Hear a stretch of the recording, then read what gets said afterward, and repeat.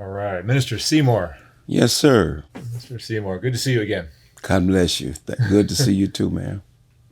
How are things in Chicago? Beautiful. There's just so much killing in Chicago right now. Is there? It's bad right now, man. You're on the west side, right? I'm all over, really. I'm working with the young gangbangers and the dope dealers, talking to them to put the guns down right now, and which they don't want to, you know. What do you think the problem is in Chicago? Well, number one, we got dirty cops in Chicago, number one. And young brothers, they asking for help and they can't get help. They looking for jobs, they won't give them jobs. You know, they got to eat, man, you know, so they fighting against one another, and it's a war. And I talk to them all the time. I said, man, if I can keep one foot out the penitentiary and one out the graveyard, I can help you guys. You know, it's hard, man. You know, they fighting for their life and they fighting to eat, man, and nothing gonna be did about it, man, until we come together. We can come together. It's bad, man. Yeah, and they don't have role models that kind of show them the way. Well, the role models is all them guys strung out, man. You know, it's bad, man. A lot of them don't have mothers and fathers. Their grandmothers, you know, is passing on, and they really raise themselves. The young boys really raising themselves, you know. They're in the street all day, all night. They don't have no guidance, no love. But once I see them a lot of time, I talk to them and I let them shoot videos with some of my cars. You know, I got some of the elegant cars, luxury cars, you know, Rolls Royce, Lamborghinis, Maseratis, and Bentleys, you know, and I put my cars out there and let them shoot videos free, don't charge them, you know, so I do got some power over them right now. But you're trying to just help them with a little bit of your knowledge and wisdom. Yeah, I'm trying to help them, you know, Give them but some guidance. a lot of them cocaine babies, a lot of them was born in '85 to crack cocaine back then. And them crack cocaine babies was messed up, man. So a lot of them, if you tell them no, they still gonna do it, you know. So you really got to sit down and listen to these cats and see where they coming from, because they don't have no guidance, man. You know, but I'm gonna keep talking to them and I'm gonna keep helping them, because someone had to help me, man. You know, I came from a Christian family. My mother and father was a preacher, ministers, okay? But I was a preacher kid, and the preacher kids was in trouble all the time, and I was in trouble all the time. The preacher kids kept up a lot of mess. So I thank God to look at me now, man. I got 20-something grandchildren. I'm a great grandfather, you know? So, and I love to be around my grandbabies. That's what really took me out the streets. I had to raise my sons, send them daughters and put them in private schools, you know, live the life that I live. I lived a fast life, but I wasn't no angel. I've done everything but that, and I thank God I'm still standing. I want to say out there today to mothers and fathers, try to sit around and talk to your grandchildren, your children, and let them know that you love them. And that's all they're looking for right now is love. If we can take time out there to show them some love, that's what they're looking for, love and a job. A lot of them want to work, man, and a lot of them not going to work. They carrying big old pistols, big old guns. And what I say about the police is they so bad, they so dirty, they don't know how to talk to you. Mothers and fathers try to talk to the police. Sir, may I talk to you? They don't know how to say yes, how you doing? They really disrespectful. And, you know, that's what really make the young brothers, the young boys and girls, not listen to the police also, because the police don't play fair. They don't play fair in Chicago. Majority, 65, 75% of them is dirty, okay? You got some good cops out there, but the young boys be trying to talk to them. They put guns and drugs on them. They bringing a lot of young boys and girls back to court on a lot of police officers have been putting drugs on them. Now they standing up to talk for themselves. But if the police would be 50% right, I think we have a better chance. The young boys don't want to hear. They don't want to hear nothing. They want to high court in the middle of the street. They want to shoot. They don't respect the law no more, because the law don't respect them. If the law give them respect, we have a chance. We have a chance. It's worse on the south side of Chicago than the west side, right? Man, it's worse everywhere. Yeah. A lot of stuff don't make the news. So much killing, man. The young girls out there gang banging now, they rough. They rougher than the boys. They carrying pistols now, man. So all you got to do now today, just shut up and be quiet. Mind your business. Just mind your business. Hello and bye. Keep walking down the street. Wherever you go is a war. Now, you're one of the more successful gentlemen in the game. Well, and I think you probably had some side businesses that were helpful. Well, I always fed the black community. I gave 500 turkeys away this year. I gave about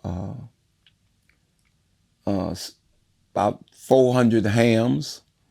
I gave half a semi of toys away this year. I gave a lot of clothes away to the kids, the funeral homes. I've been getting suits to bury the young brothers. You know, and I have been supporting the West Side community, dressing the young kids for the proms and going for graduation. I just been supporting my brothers and sisters. It's a job I have to do. I have to give back. You know, so when you learn to give back, you be blessed. And the neighbors see what you're doing and they with you and they will listen. I'm feeding a lot of people, man. I'm feeding a lot of people. Help a lot of people in my community. And this help that you're providing is something you've done later in life, or you did it throughout your life? I've been doing it. I just been doing it for the last 25 years. Giving away to the community.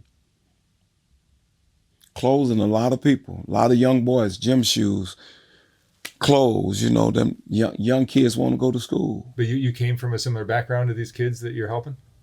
I didn't hear you. What you say now? You came from a similar background to these kids that you're helping? Well, not that I came from. A lot of them, I seen a lot of them grow up. Their mother and father, we went to school together with some of them. And I seen some of them in the community. I worked on a lot of them cars, you know, and they support my place of business. So I try to give back because me and my sons, we got a beauty shop, a barber shop, and construction company.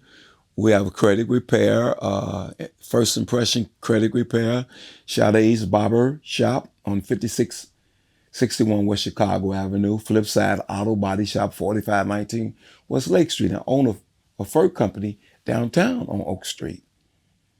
And so I do a lot for the community because I make a little money and I try to help and give back. What do you think the younger generation among it's I know it's not a simple problem, but I mean there's a lack of education. A lot of them don't get a chance to go to school, and a lot of them not going to go to school. All they know is about guns and drugs. That's all. There's a lack of opportunity. I don't even think they'd take an opportunity if they had it. Well, if they had an opportunity, I believe, let's say 50-50. And see, if when you grew up in the black community, no money, no food on the table, no mother and father, the mothers and fathers in jail, mothers and fathers is passed on. So the grandmothers and the grandfathers try to do the best they can if they have a grandmother and a grandfather. Then you got young kids. If you have children at home, try to keep them and take care of them. Because they go to foster homes, they're going to get abused. The babysitters abused me when I was coming up. So it was rough on me. My mama died when I was a little boy. So my grandmama raised me, and my daddy did the best he could for me. But I seen a lot in my days. It come from home. The girls getting raped, the boys getting raped. Man, I had it hard coming up. So if we can show love to our loved ones, I believe we have a better chance today. We got to show love. It's no love. And they took the whooping out the house. You can't whoop your children. If you whoop them, you're going to jail. So they got us trapped. We trapped until we come and go back to the old landmark, the old school. Whoop your children when they're doing wrong. They ain't gonna let us do that. What was the most difficult period of your life? My daddy didn't play. You know, my mama died when I was like 7, 8 years old. I remember my mama. She didn't play. She was a saved woman. My father was a saved man. He went to church. He was a preacher. How'd you lose your mom? Huh? How did your mom pass away? Well, she was in a state institution. She lost her mind. Oh, really? Some kind of way, she got burned up in a state institution hospital. She got into it with some nurses, and some nurses. She jumped 3 nurses, and next day, they put her room on fire. So I lost my mama when I was a little kid, you know. Yeah, so it's sad, but what can I do? It made me strong today, just trying to do the right thing, you know, work. I work all the time. My sons, they work on cars, working on buildings, building motels, building houses. And I'm glad that I put a lot of time in with mine. I put a lot of time in mine. I whoop mine. I don't care what they said, I whoop mine. Because I know when none out there. My sons ain't never got no whoopings. I can look at them. They got a whooping, but I can look at them a certain way. They'll get somewhere and sit down. I look at them a certain way. My dad used to look at me a certain way. Get over there, boy, and sit down. If I didn't sit down, I got a good whooping. But I just thank God that I changed my life to become a better father. It wasn't easy. When you go to school, you got to be in a game. They're going to draft you and put you in the game. So nothing you can do. The big guys used to try to bully us. But I learned how to fight. I was fighting every day fighting every day for my life. So it's going to be war. It's going to be war. It's going to be gun battles. It's going to be fighting. It's going to be killing, shooting. Even the Bible even speak of that. There will be rumors of war. We're not going to go around it. In the Hitler days, look what he was doing. So come on, man. Your kids have stayed out of the streets? Well, mine grown now. My oldest one, about 45 years old. But when they were younger, they were... They was younger. I kept them in school. They went to school. I made sure they went to school. Their mama took care of them. You know, she spent more time than me. I was in the street all the time. But she didn't play the mom. Oh, she'll knock them upside the head. She'll knock them upside the head. The girls, too, she didn't play. The mama don't play. She don't play because she came from a good family. You know, I was the rough cat meeting her. She straightened me out by me being a preacher kid, bad little boy. But, you know, sometimes you meet a good woman, she can help you. She can help the man. A good woman can change a bad man. At your lowest point in your life, you were involved in things like prostitution, drugs, stuff like that? Well, I seen a lot in my days, and I wasn't no angel. And I seen so much that I had to get out in the street and do what I had to do to feed me and my brothers when I got grown. Because my father, he got into a bad marriage. And he had it hard with the wife he married. So they was fighting all the time, arguing, and they couldn't get along. So me and my brothers, we seen what my daddy went through. So, hey, man, it was hard and it was rough. And like I said, I'm glad to be, I'm in church. I'm in the Bible class. I'm in the ministry. You know, one of my pastors, Pastor Robert Jr. Skinner, was my pastor. He passed. He had the coma, but I had the coma too. And I thank God I came out of the coma. For 17 days, 43 days in the hospital. Man, I was messed up. I thank God I always took care of myself. I never drink. I never take drugs. I work out in the gym. I take vitamins, herbs and stuff. But when I lost my brother, he caught it. I stopped taking my herbs. I was broken down in the spirit. I was crying and my immune system failed. And man, I was out of it and I got sick and the Lord made a way for me to be here today. They give you a new appreciation of your life? Yeah, new person. I'm looking good. I'm still looking good. Yeah, you are. Looking good, riding good, and walking good. And I'm not in no wheelchair, and I thank God for my family. They took care of me. And it's good to have a family that can support you and help you. Every man needs somebody in his corner. So you men's at home, stop being disobedient. Do right. Do right. And the woman's that being disobedient, do right. And things will happen for you good. But it's good to have someone to take care of you when you get sick. Are you still married? Yes, I'm still with my family. I'm not going nowhere. Can I go? I'm in my 60s now. How long you been with your wife? 45 years. You've been married 45 years? 45 years. I was a rough cat. But what I did in the streets, I didn't take it home. Certain things you don't tell your family everything that you do. You don't do that. You keep your family away from mess. Man, I had to do things to get Pampers and milk, send my kids to private schools. I don't really regret it today.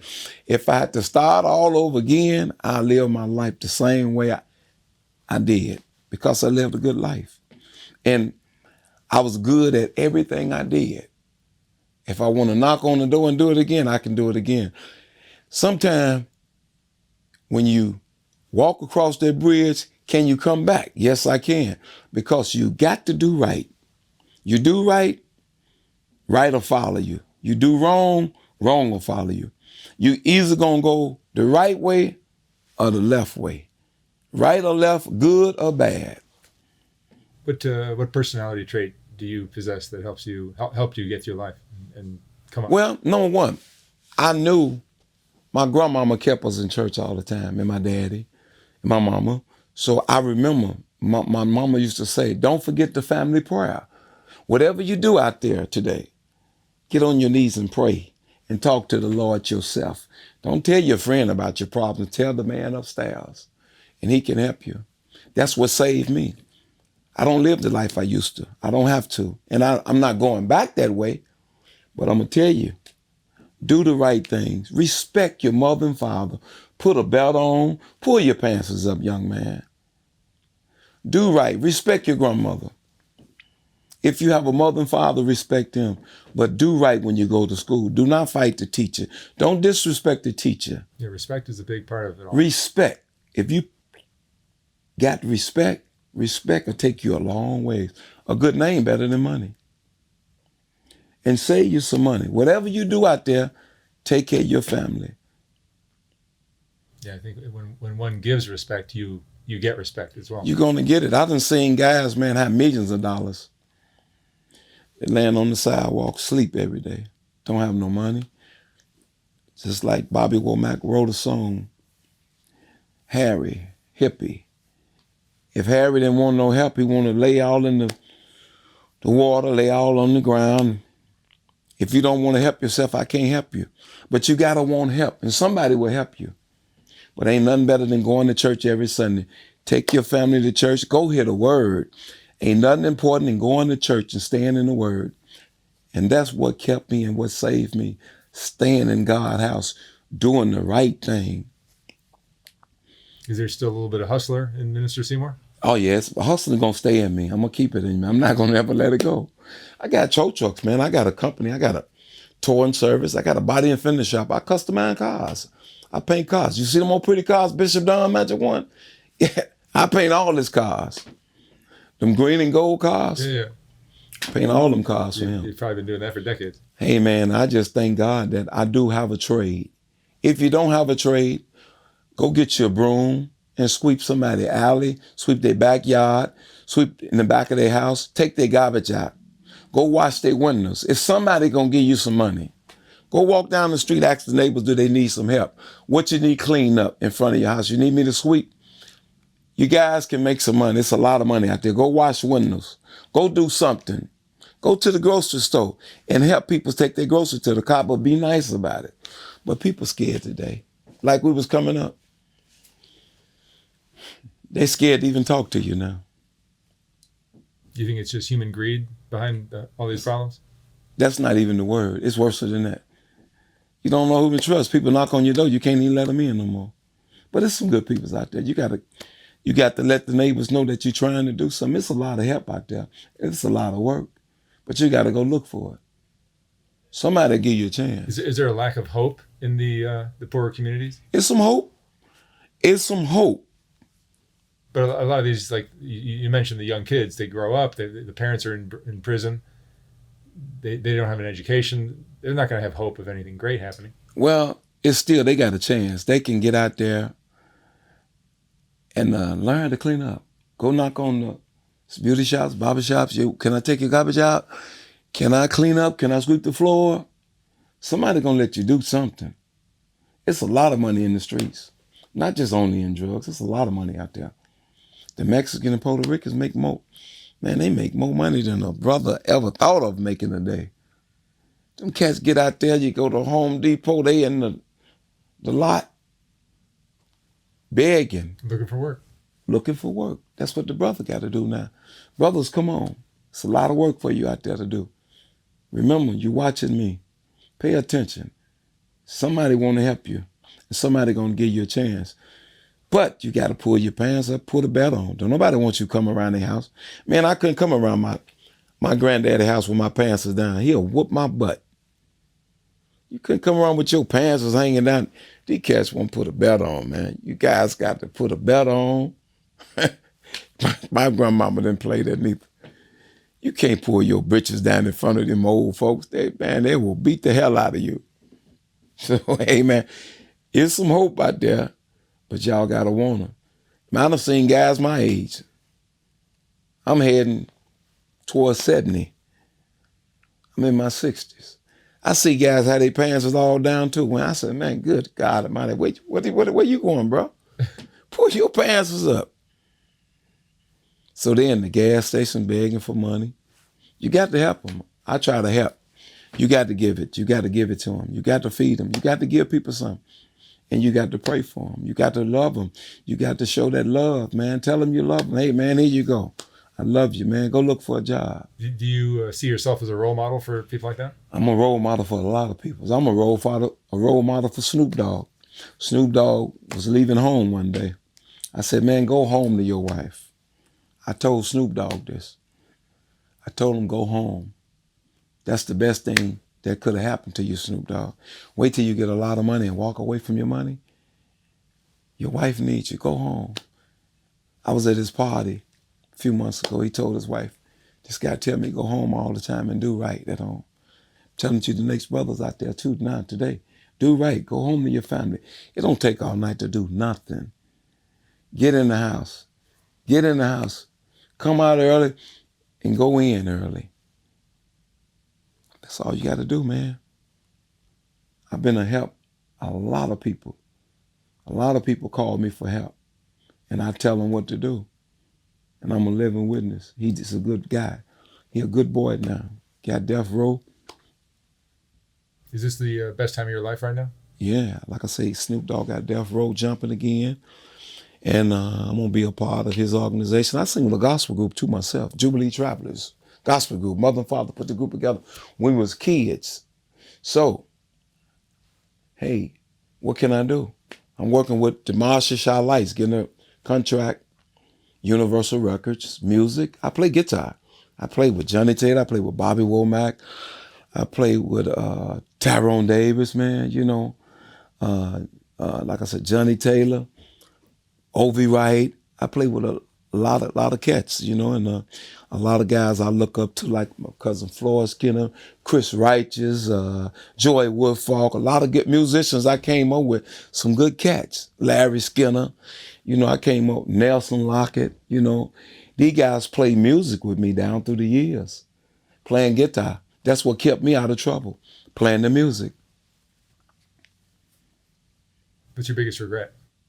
I don't regret what I regret. I got sick. But I don't have no regrets, man, because I always tried to walk straight. So the guys, all the great players used to call me Mr. Perfect because I didn't get in trouble. I didn't do wrong. I wasn't no angel, but you don't let your left hand know what your right hand do. Whatever you do, you ain't got to tell the world about it. And that's why I last, because I kept my mouth shut. I think you're the most discreet of anyone I've ever interviewed in the game. Man, I thank you so much, man, because God is good. If you start praying, things happen for you more too. Prayer changes things, you know. And I have a young nephew. He's a preacher, Tyree Beard Jr., my brother's son, and he's on the west side over there, Parkside in Division, City of David. That's a young preacher, good preacher. I mean, this boy bad.